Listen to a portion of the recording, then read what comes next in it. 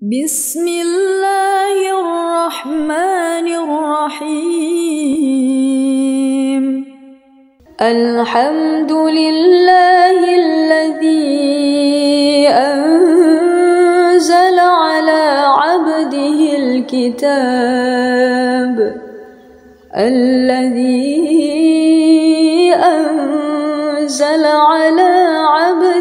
الكتاب ولم يجعل له عوجا قيما لينذر بأسا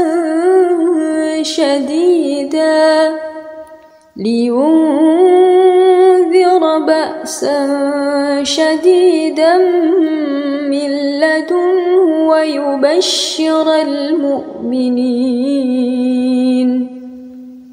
ويبشر المؤمنين الذين يعملون الصالحات أن لهم أجرا حسنا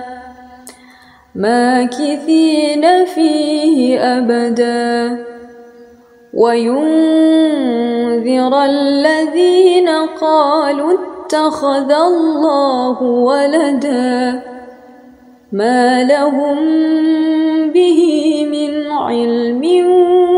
ولا لآبائهم، كبرت كلمة تخرج من أفواههم إن يقولون إلا كذبا، فلعلك باخع نفسك على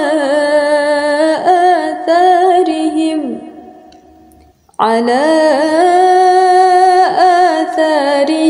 إن لم يؤمنوا بهذا الحديث أسفا.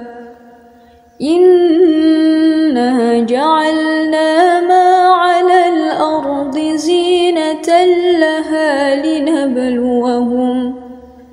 لنبلوهم أيهم أحسن عملا، وإنا لجاعلون ما عليها صعيدا جرزا. أم حسبت أن أصحاب الكهف والرقيم كانوا من آياتنا عجبا، إذ أوى الفتية إلى الكهف فقالوا ربنا آتنا من لدنك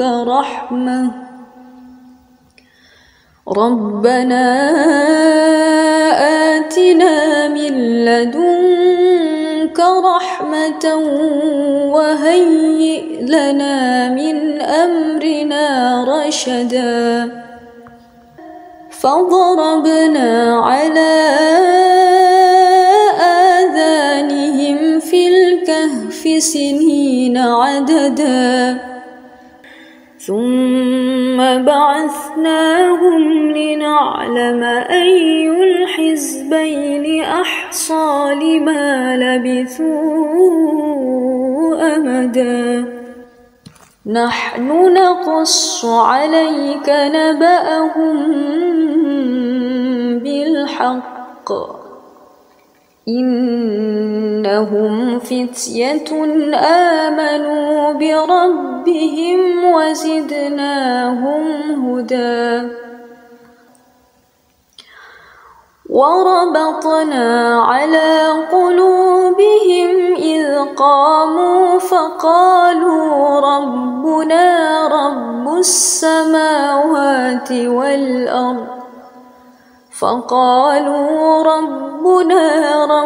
السماوات والأرض لن ندعو من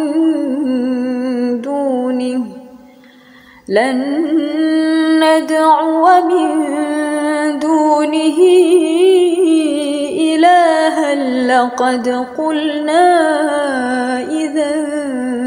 شططا. هؤلاء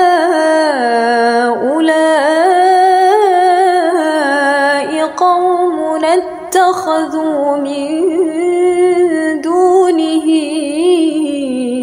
آلهة لولا يأتون عليهم بسلطان بين فمن أظلم ممن افترى على الله كذبا وإذ اعتزلتموهم وما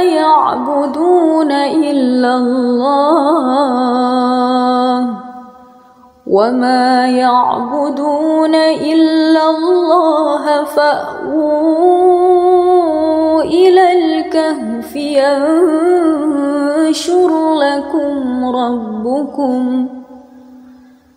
ينشر لكم ربكم من رحمته ويهيئ لكم من أمركم مرفقا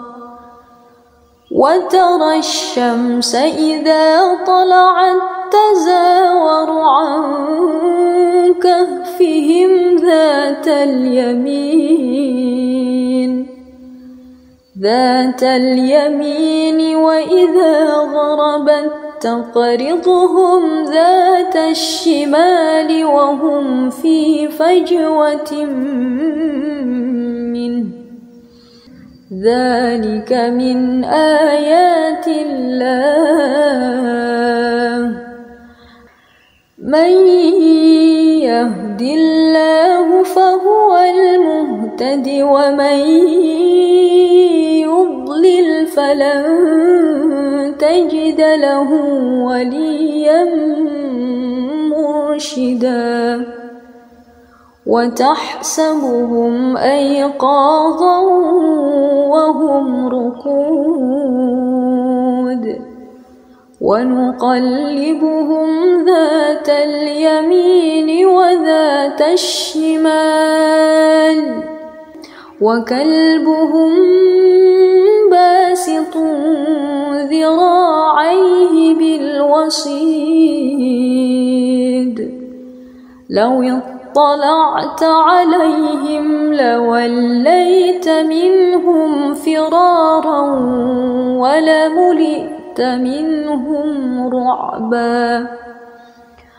وكذلك بعثناهم ليتساءلوا بينهم قال قائل منهم كم لبثتم قالوا لبثنا يوما أو بعض يوم قالوا ربكم أعلم بما لبثتم فابعثوا أحدكم بورقكم هذه إلى المدينة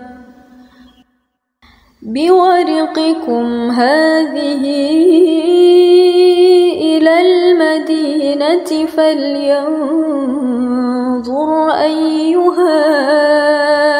أزكى طعاما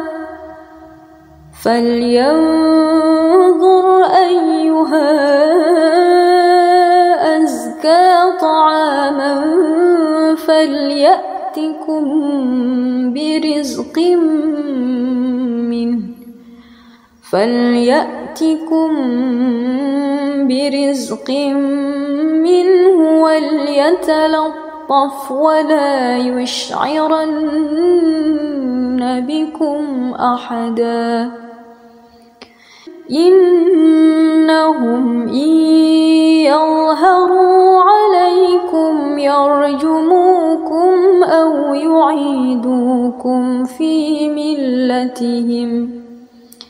أو يعيدوكم في ملتهم ولن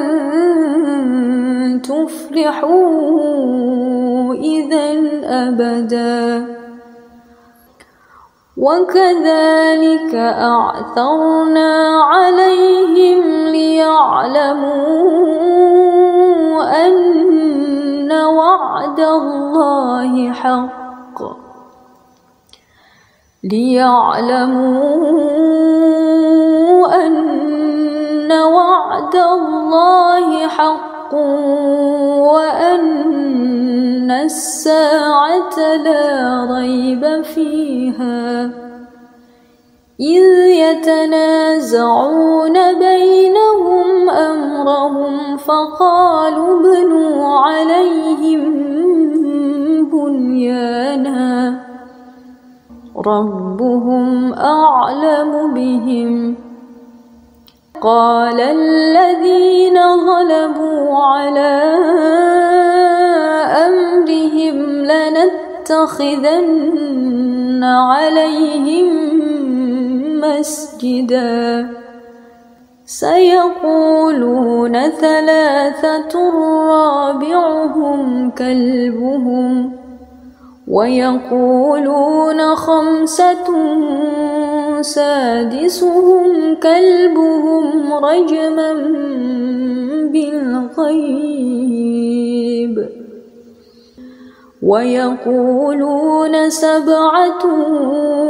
وثامنهم كلبهم قل ربي أعلم بعدتهم ما يعلمهم إلا قليل فلا تمار فيهم إلا مراء ظاهرا ولا تستفت فيهم منهم أحدا ولا تقولن لشيء إني فاعل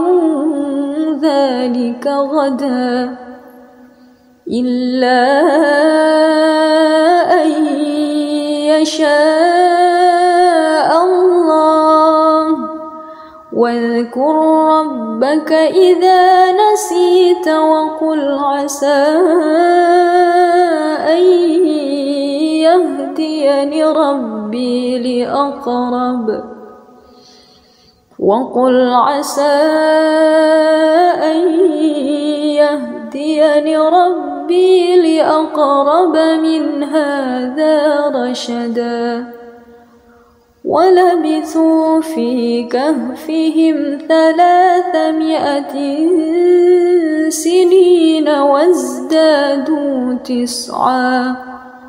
قل الله أعلم بما لبثوا له غيب السماوات والأرض أبصر به وأسمع ما لهم من دونه من ولي ولا يشرك في حكمه أحدا واتل ما أوحي إليك من كتاب ربك لا مبدل لكلماته ولن تجد من دونه ملتحدا واصبر نفسك مع الذين يدعون ربهم بالغداة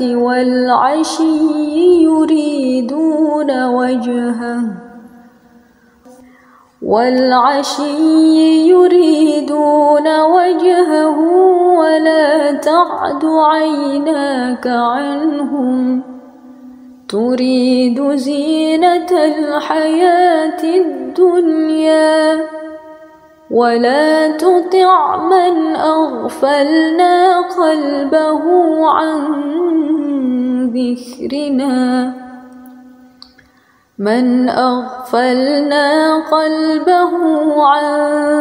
ذكرنا واتبع هواه وكان أمره فرطا وقل الحق من ربكم فمن شاء فليؤمن ومن شاء فليكفر إنا أعتدنا للظالمين نارا أحاط بهم سرادقها وإن يستغيثوا يغاثوا بماء كالمهل يشوي الوجوه بئس الشراب وساءت مرتفقا إن الذين آمنوا وعملوا الصالحات إنا لا نضيع أجر من أحسن عملا أولئك لهم جنات عدن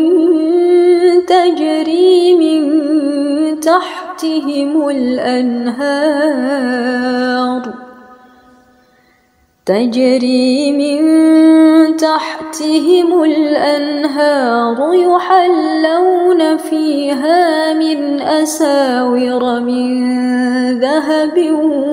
ويلبسون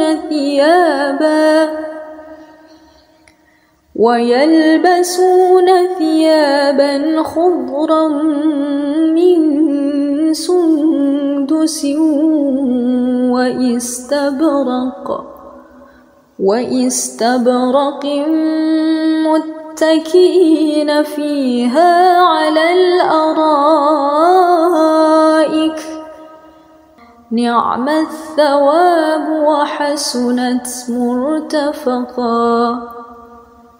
واضرب لهم مثلا رجلين جعلنا لأحدهما جنتين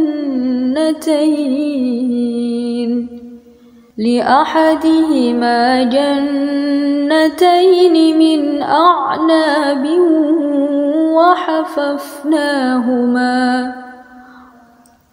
وحففناهما بنخل وجعلنا بينهما زرعا كلتا الجنتين آتت أكلها ولم تظلم منه شيئا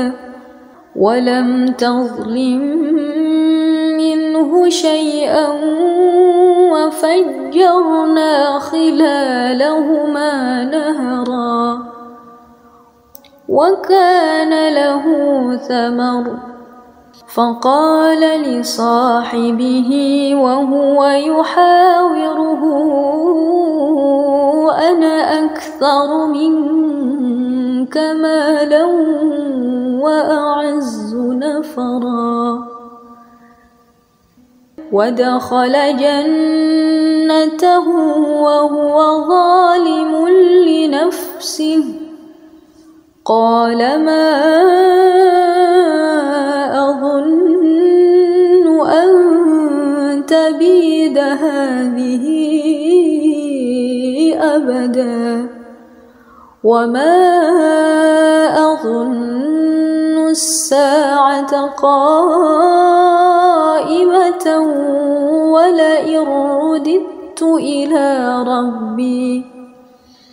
ولئن رددت إلى ربي لأجدن خيرا منها منقلبا قال له صاحبه وهو يحاوره أكفرت بالذي خلقك من تراب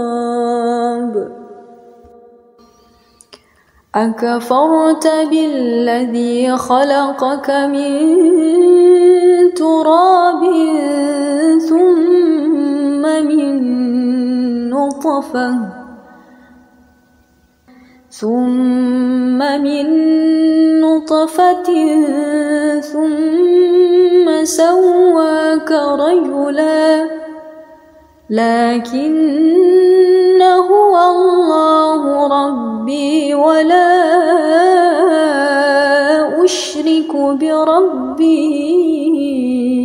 أحدا ولولا إذ دخلت جنتك قلت ما شاء الله لا قوة إلا بالله إن ترني أنا أقل منك مالا وولدا فعسى ربي أن يؤتيني خيرا من جنتك ويرسل عليها حسبانا من السماء فتصبح صعيدا زلقا أو يصبح ماؤها غورا فلن تستطيع له طلبا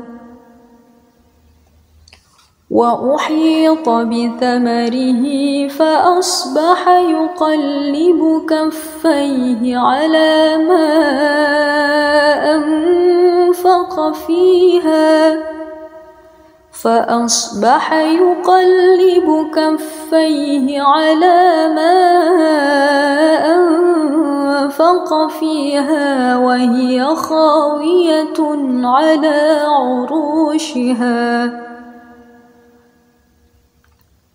وهي خاوية على عروشها ويقول يا ليتني لم أشرك بربي أحدا ولم تكن له فئة ينصرونه من دون الله وما كان منتصرا هنالك الولاية لله الحق هو خير ثوابا وخير عقبا واضرب لهم مثل الحياة الدنيا كماء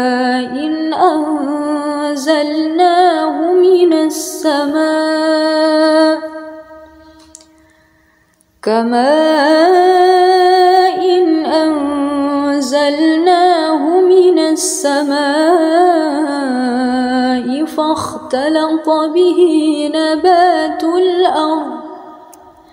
فاختلط به نبات الأرض فأصبح هشيما تذروح الرياح وكان الله على كل شيء مقتدرا المال والبنون زينة الحياة الدنيا والباقيات الصالحات خير عند ربك ثوابا وخير أملا ويوم نسير الجبال وترى الأرض بارزة وحشرناهم فلم نغادر منهم أحدا وعرضوا على ربك صفا لقد جئتمونا كما خلقناكم أول مرة بل زعمتم أن لن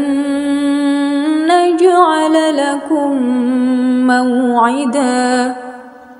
ووضع الكتاب فترى المجرمين مشفقين مما فيه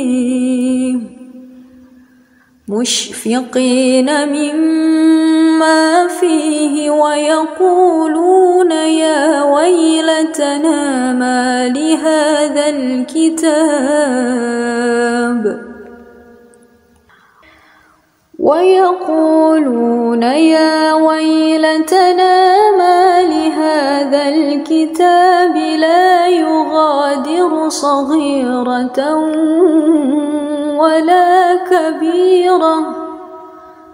ولا كبيرة إلا أحصاها ووجدوا ما عملوا حاضرا ولا يظلم ربك أحدا وإذ قلنا للملائكة اسجدوا لآدم فسجدوا إلا إبليس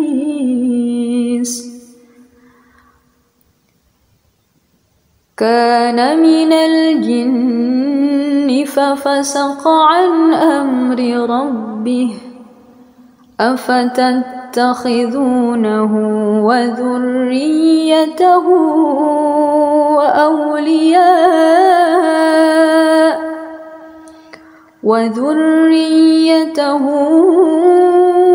أولياء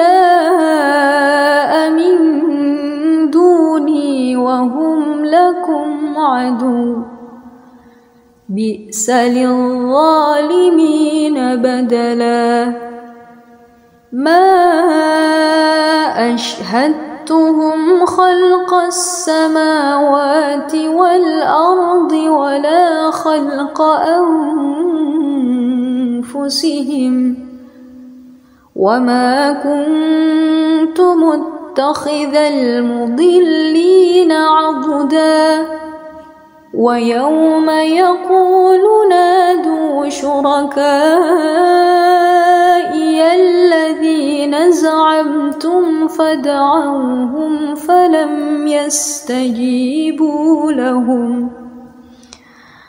فلم يستجيبوا لهم وجعلنا بينهم موبقا ورأى المجرمون النار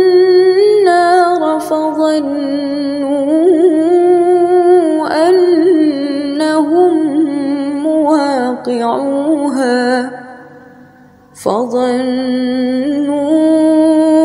أنهم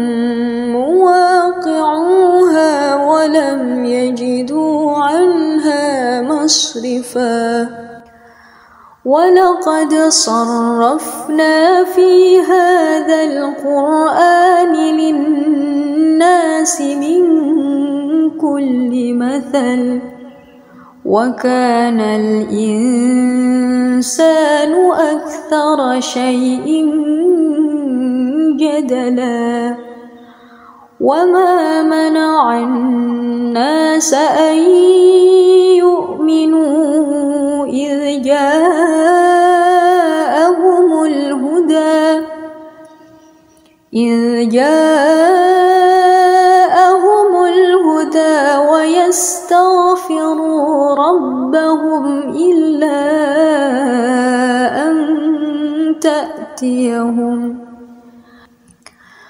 ويستغفروا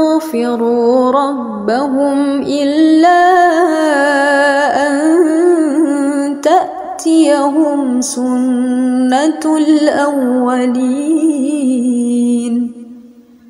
سنة الأولين أو يأتيهم العذاب قبلا وما نرسل المرسلين إلا مبشرين ومنذرين ويجادل الذين كفروا بالباطل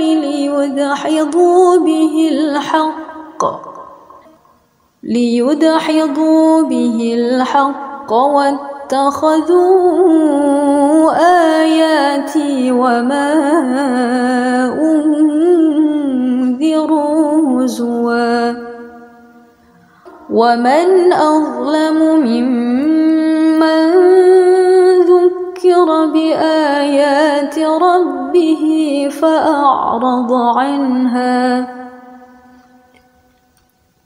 فأعرض عنها ونسي ما قدمت يداه إنا جعلنا على قلوبهم أكنة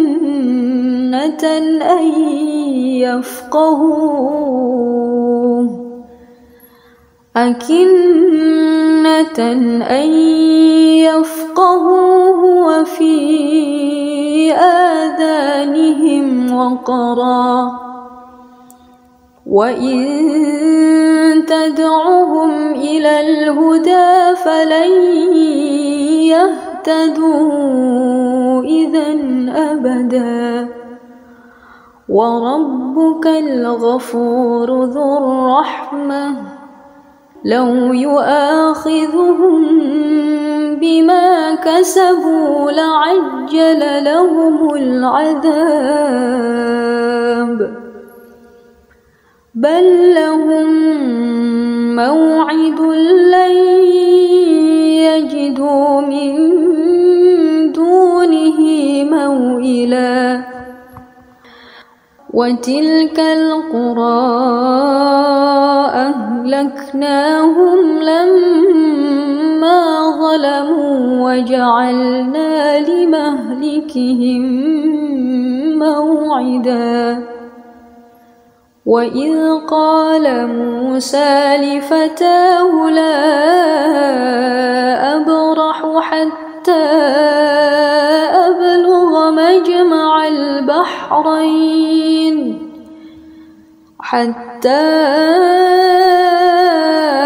أبلغ مجمع البحرين أو أمضي حقبا فلما بلغا مجمع بينهما نسيا حوتهما فاتخذ سبيله في البحر سربا فلما جاوزا قال لفتاه آتنا غداءنا لقد لقينا من سفرنا هذا نصبا قال أرأيت إذ أوينا إلى الصخرة فإني نسيت الحوت وما أنسانيه إلا الشيطان أن أذكره واتخذ سبيله في البحر عجبا قال ذلك ما كنا نبغي فارتدا على آثارهما قصصا فوجدا عبدا من عبادنا آتيناه رحمة من عندنا وعلمناه من لدنا علما قال له موسى هل أتبعك على أن تعلمني مما علمت رشدا قال إنك لن تستطيع معي صبرا وكيف تصبر على ما لم تحط به خبرا قال ستجدني إن شاء الله صابرا ستجدني إن شاء الله صابرا ولا أعصي لك أمرا قال فإن اتبعتني فلا تسألني عن شيء حتى أحدث لك منه ذكرا فانطلقا حتى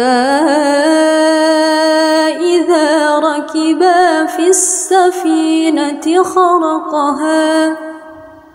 قال أخرقتها لتغرق أهلها لقد جئت شيئا إمرا قال ألم أقل إنك لن تستطيع معي صبرا قال لا تؤاخذني بما نسيت ولا ترهقني من أمري عسرا فانطلقا حتى إذا لقيا غلاما فقتله قال أقتلت نفسا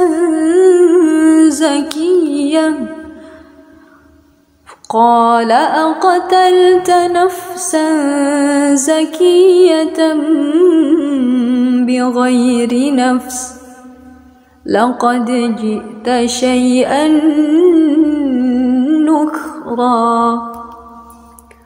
قال ألم أقل لك إنك لن تستطيع معي صبرا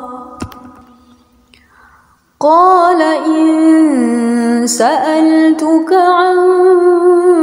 شيء بعدها فلا تصاحبني قد بلغت من لدني عذرا فانطلقا حتى إذا أتيا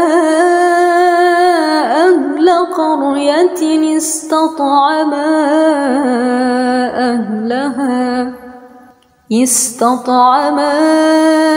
أهلها فأبوا أن يضيفوهما فوجدا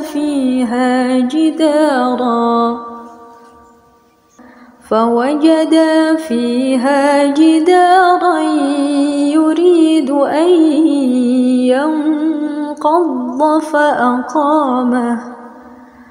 قال لو شئت لاتخذت عليه أجرا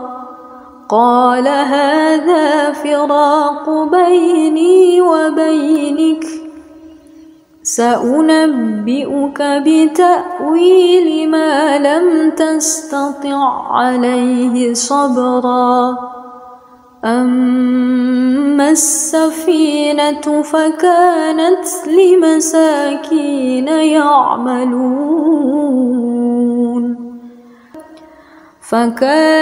لمساكين يعملون في البحر فأردت أن أعيبها وكان وراءهم ملك يأخذ كل سفينة غصبا وأما الغلام فكان أبواه مؤمنين فخشينا أن يرهقهما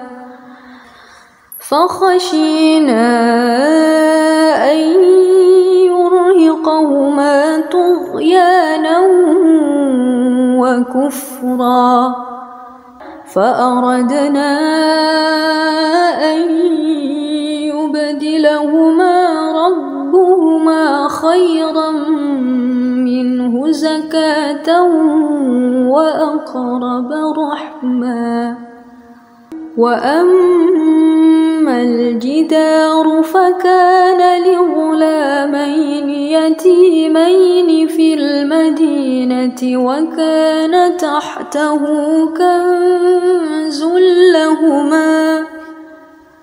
وكان تحته كنز لهما وكان أبوهما صالحا فأراد ربك أن يبلغا أشدهما ويستخرجا كنزهما رحمة من ربك وما فعلته عن أمري ذلك تأويل ما لم تسطع عليه صبرا ويسألونك عن ذي القرنين قل سأتلو عليكم منه ذكرا إنا مكنا له في الأرض وآتيناه من كل شيء سببا فأتبع سببا حتى إذا بلغ مغرب الشمس وجدها تغرب في عين حمئة ووجد عندها قوما قلنا يا ذا القرنين إما أن تعذب وإما أن تتخذ فيهم حسنا قال أما من ظلم فسوف نعذبه ثم يرد إلى ربه فيعذبه عذابا نكرا وأما من آمن وعمل صالحا فله جزاء الحسنى وسنقول له من أمرنا يسرا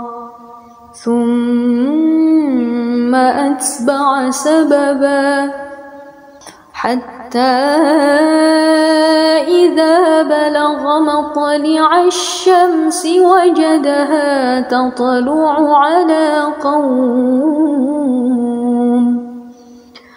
وجدها تطلع على قوم لم نجعل لهم من دونها سترا كذلك وقد أحطنا بما لديه خبرا ثم أتبع سببا حتى إذا بلغ بين السدين وجد من دونهما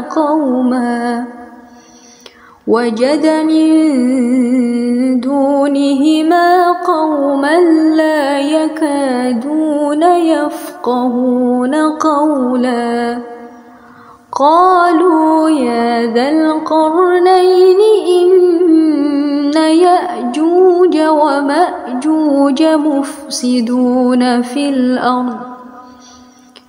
ومأجوج مفسدون في الأرض فهل نجعل لك خرجا على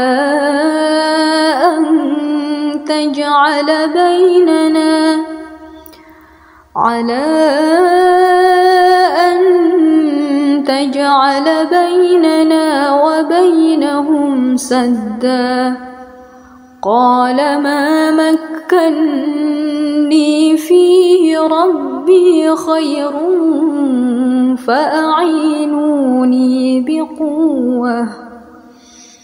فأعينوني بقوة أجعل بينكم وبينهم ردما آتوني زبر الحديد حتى إذا ساوى بين الصدفين قال انفخوا حتى إذا جعله نارا قال آتوني أفرغ عليه قطرا فما استطاعوا أن يظهروه وما استطاعوا له نقبا قال هذا رحمة من ربي فإذا جاء وعد ربي جعله دكا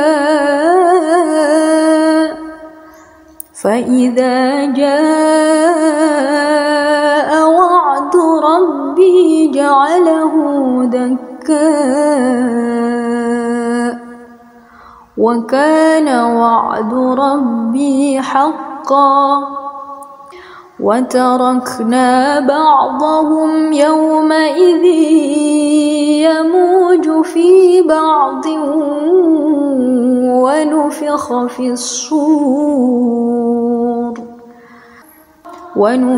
في الصور فجمعناهم جمعا وعرضنا جهنم يومئذ للكافرين عرضا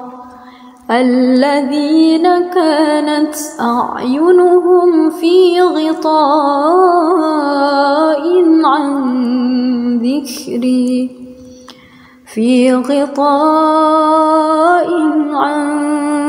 ذكري وكانوا لا يستطيعون سمعا أفحسب الذين كفروا أن يتخذوا عبادي من دوني أولياء إنا أعتدنا جهنم للكافرين نزلا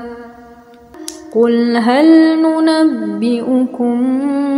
بالأخسرين أعمالا الذين ضل سعيهم في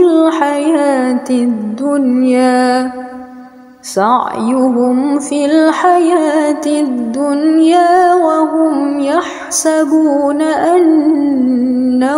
يحسنون صنعا أولئك الذين كفروا بآيات ربهم ولقائه فحبطت أعمالهم فلا نقيم لهم يوم القيامة وزنا ذلك جزاؤهم جهنم بما كفروا واتخذوا آياتي ورسلي هزوا إن الذين آمنوا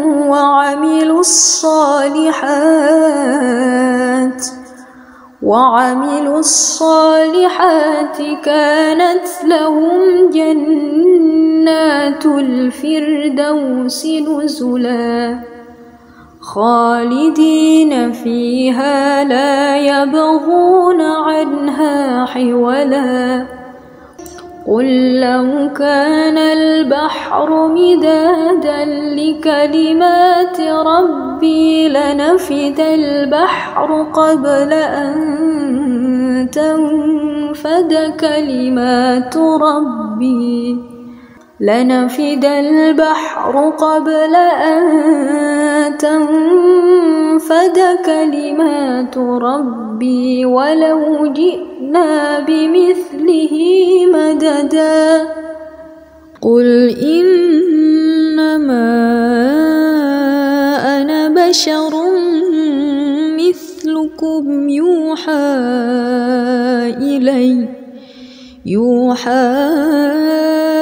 إلي أنما إلهكم إله واحد فمن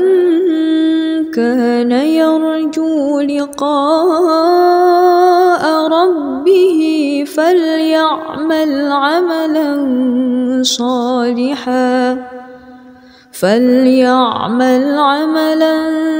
صالحا